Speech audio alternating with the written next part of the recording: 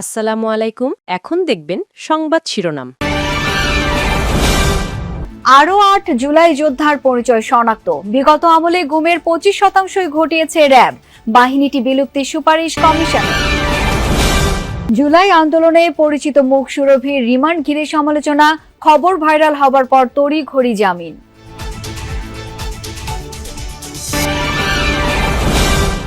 Venezuela থেকে তুলে আনা প্রেসিডেন্ট মাদুরোকে নেওয়া হলো নিউ ইয়র্কের আদালতে।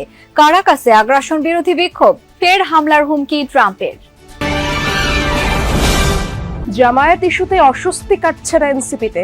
নতুন রাজনৈতিক বন্দোবস্তের লড়াইয়ে এই দলটি দোলাচল থাকলেও জোটের পক্ষে অধিকাংশ সদস্য। এতক্ষণ দেখছিলেন সংবাদ শিরোনাম, এখন দেখবেন বিস্তারিত। রায়েরবাজার কবরস্থানে দাফন হওয়া ১১৪ জনই জুলাই শহীদ নন।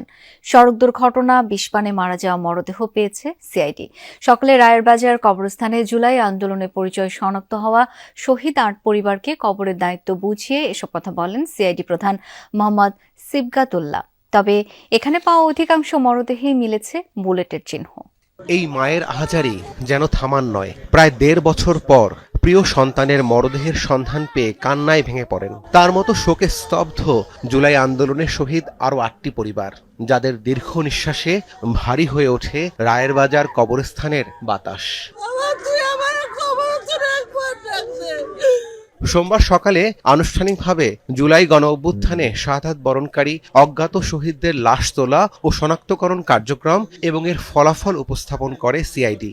এ সময় উপস্থিত ছিলেন শহীদ পরিবার, মুক্তিযুদ্ধ, স্থানীয় সরকার উপদেষ্টা ও স্বাস্থ্য মন্ত্রণালয়ের বিশেষ সহকারী সহ অন্যান্যরা। ৯ ভুক্তভোগী পরিবারের দেওয়া নমুনার ভিত্তিতে ৮ শহীদ পরিবারের ডিএনএ প্রোফাইলিং এর মাধ্যমে শনাক্ত করেছে সিআইডি। ঠিকই আমার ছেলের আন্টি করে আমার দেখাইলো, যদি আগে দেখাইতো তা আমার শরীরের আমি দিন দিতে লাস্ট তো পাইতাম। ওয়ারিশ থাকা সত্ত্বেও বেয়ারিশভাবে দাফন করছে, তাদের বিচার আমি চাই। এই ইন্টিরিম সরকারকে বলবো, আপনারা পদত্যাগ করার আগে আমাদের ভাইদের হত্যার বিচারটা অন্তত কইরেন। সিআইডি প্রধান বলেন, অধিকাংশ মরদেহেই মিলেছে বুলেট। তবে এখানে দাফন হওয়া ১১৪ জনই জুলাই শহীদ নন। অনেকে বিভিন্নভাবে মারা গেছেন। ১১৪ জনই জুলাই যোদ্ধা না। এখানে ছোট্ট বেবিও আছে, কিন্তু রোড অ্যাক্সিডেন্ট আছে, বিষপানে আত্মহত্যা। বাট আমাদের কিছু করার ছিল না, যেহেতু ওই টাইমটা ধরে, ওই এনক্লেভ ধরে আমাদের সকলকে উঠাতে হয়েছে। এটাই ১১৪ জনই জুলাই যোদ্ধা না। মুক্তিযুদ্ধ বিষয়ক উপদেষ্টা বলেন, মরদেহ আন্তর্জাতিক মানদণ্ড মেনে উত্তোলন করা হয়েছে, আর এই প্রক্রিয়া অব্যাহত থাকবে। এই কার্যক্রম কেবল আইন, মানবাধিকার। রিমান্ড আবেদন মঞ্জুরের ৩ ঘণ্টার মধ্যে জামিন পেলেন গাজীপুরের তাহরিমা জান্নাত সুরভি। চাঁদাবাজি সহ কয়েকটি অভিযোগে দায়ের মামলায় বিকেল ৩টার দিকে তার ২ দিনের রিমান্ডের আদেশ দেন গাজীপুর সিনিয়র জুডিশিয়াল ম্যাজিস্ট্রেট আদালত। জুলাই আন্দোলনে সক্রিয় সুরভির রিমান্ডের প্রতিবাদে আদালত প্রাঙ্গণে বিক্ষোভ করে তার সহযোদ্ধারা। সন্ধ্যায় জজ আদালত তার জামিন মঞ্জুর করেন। মিথ্যা মামলায় গ্রেপ্তারের অভিযোগের পাশাপাশি প্রশ্ন উঠেছে উল্লেখ করা বয়স নিয়েও। স্বজনদের দাবি, ২১ বছর বলা হলেও জন্ম সনদ অনুযায়ী সুরভির বয়স ১৭। জুলাই আন্দোলনের পরিচিত মুখ গাজীপুরের শিক্ষার্থী তাহরিমা জান্নাত সুরভি শুধু গাজীপুরেই নয়, আন্দোলনে সে সরব ছিল ঢাকা বিশ্ববিদ্যালয় এলাকাতেও। গেল ২৫ ডিসেম্বর টঙ্গীর নিজ বাসা থেকে সুরভিকে গ্রেফতার করে যৌথ বাহিনী। সে সময় পুলিশ জানায়, কালিয়াকৈর থানায় তার বিরুদ্ধে চাঁদাবাজি, অপহরণ ও ব্ল্যাকমেইলিং এর অভিযোগে মামলা রয়েছে। বাদী নাইমুর রহমান দুর্জয়, যিনি একটি দৈনিক পত্রিকার স্থানীয় সংবাদকর্মী। ব্রুকলিনের মেট্রোপলিটন ডিটেনশন সেন্টার থেকে ম্যানহাটনের ফেডারেল আদালতে নেওয়া হয়েছে ভেনেজুয়েলার প্রেসিডেন্ট নিকোলাস মাদুরো ও তার স্ত্রী সিলিয়া ফ্লোরেসকে। কয়েদিদের পোশাক পরিয়ে হেলিকপ্টার যোগে ম্যানহাটনে নেওয়া হয় এই দম্পতিকে। পরে গাড়ি বহরে করে কোর্ট বিল্ডিং এ নেওয়া হয় তাদের। কিছুক্ষণের মধ্যে দুজনের বিচার প্রক্রিয়া শুরু হবে। মাদক সন্ত্রাস উস্কে দেওয়া, যুক্তরাষ্ট্রে কোকেন রপ্তানির ষড়যন্ত্র আর অবৈধ অস্ত্র রাখার অভিযোগ তোলা হয়েছে মাদুরো দম্পতির বিরুদ্ধে। মার্কিন কর্তৃপক্ষের দাবি, দীর্ঘ কয়েক বছর ধরে যুক্তরাষ্ট্রে কোকেন পাচারে সহযোগিতা করছেন ভেনেজুয়েলার প্রেসিডেন্ট। শনিবার ভেনেজুয়েলার নজিরবিহীন অভিযান চালিয়ে যুক্তরাষ্ট্রে তুলে নিয়ে আসা হয় মাদুরো ও তার স্ত্রীকে।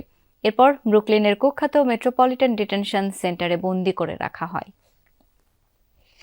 ভেনেজুয়েলার বর্তমান প্রশাসন ওয়াশিংটনকে সহায়তা না করলে আবারও দেশটিতে হামলা করা হবে এমন হুঁশিয়ারি দিয়েছেন মার্কিন প্রেসিডেন্ট ডোনাল্ড ট্রাম্প।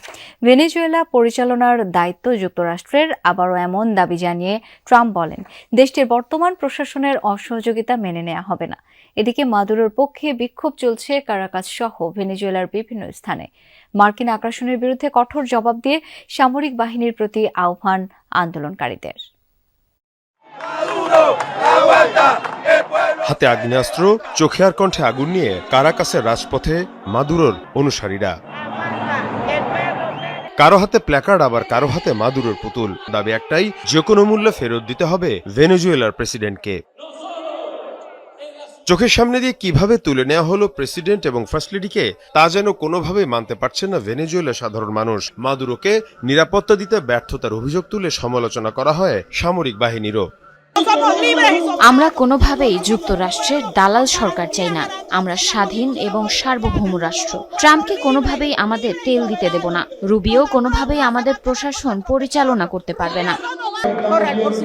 আমি এখনো বুঝতে পারছি না কিভাবে হেলিকপ্টারগুলো প্রবেশ করলো এবং প্রেসিডেন্টকে উঠিয়ে নিয়ে গেল। সামরিক বাহিনী কেউ বিমান বিধ্বংসী ক্ষেপণাস্ত্র ব্যবহার করতে পারলো না। আমরা প্রস্তুত আছি। এটা কারাকাসের সবচেয়ে বড় সশস্ত্র সংগঠন। আমরা আমাদের প্রেসিডেন্টকে ফেরত চাই। এদিকে আবারও মার্কিন প্রেসিডেন্ট ট্রাম্পের জামায়াত ও এনসিপি 11 দলীয় জোট গঠন করার পর পদত্যাগ করেছেন তরুণদের নিয়ে গঠিত দলটির বেশ কয়েকজন নেতা। কারণ হিসেবে কেউ কেউ জামায়াতের সাথে জোটবদ্ধ হওয়ার কথাও বলছেন। তারা মনে করেন নতুন রাজনৈতিক বন্দোবস্ত তৈরির লড়াইয়ে এখন আর এনসিপি নেই, এটা বুঝতে পেরেই দল থেকে সরে আসা। এদিকে দলের যুগ্ম আহ্বায়ক সারোয়ার তুষার জানান, পদত্যাগের কারণে দলের ভেতরে কিছুটা দোলাচল থাকলেও অধিকাংশই রয়েছে জোটের পক্ষে। 28 ফেব্রুয়ারি আত্মপ্রকাশ ঘটে 24 জুলাই অভ্যুত্থানে নেতৃত্ব দেয়া তরুণদের দল জাতীয় নাগরিক পার্টি এনসিপির। দলের নেতৃত্বে নাহিদ ইসলাম, সঙ্গী হিসেবে সম্মুখ সারিতে আছেন জুলাই আন্দোলনের অনেক পরিচিত মুখ। 10 ডিসেম্বর ত্রয়োদশ জাতীয় সংসদ নির্বাচনের জন্য 125 আসনে প্রার্থী ঘোষণা করে এনসিপি। বলা হয় নির্বাচনে এককভাবে প্রার্থী দেওয়া হবে 300 আসনে। ডিসেম্বরের দ্বিতীয় সপ্তাহেই এবি পার্টি ও রাষ্ট্র সংস্কার আন্দোলনের সাথে জোট করে এনসিপি। আমরা অবশ্যই 300 আসনেই প্রার্থী দিব। 2 সপ্তাহের মাথায় জামায়াতে ইসলামের সাথে নির্বাচনী জোট গড়ে নতুন করে আলোচনায় দলটি। এনসিপি এটা আমাদের একটি মজবুত নির্বাচনী সমঝোতা। এরপরই দলের ভেতরে এ নিয়ে মতপার্থক্য দৃশ্যমান হতে থাকে। সিদ্ধান্ত পুনর্বিবেচনায় আহ্বান জানান 30 নেতা। জামায়াত জোটের সিদ্ধান্তে অটল থাকায় পদত্যাগের হিড়িকও শুরু হয়। দল ছাড়ে কেন্দ্রীয় আহ্বায়ক কমিটি ও তৃণমূলের অন্তত 1.5 ডজন নেতা। এরই মধ্যে স্বতন্ত্রভাবে নির্বাচনে লড়াইয়ের ঘোষণাও দিয়েছেন কেউ কেউ। কয়েকজন আবার নিজেকে গুটিয়ে নিয়েছেন রাজনীতি থেকে। নতুন একটি রাজনৈতিক বন্দোবস্ত, বৈষম্যহীন রাজনৈতিক ব্যবস্থার লড়াইয়ে এনসিপি আর নেই। সেই মুহূর্তে আমরা আমাদের লড়াইকে ত্যাগ না করে এনসিপিকে ত্যাগ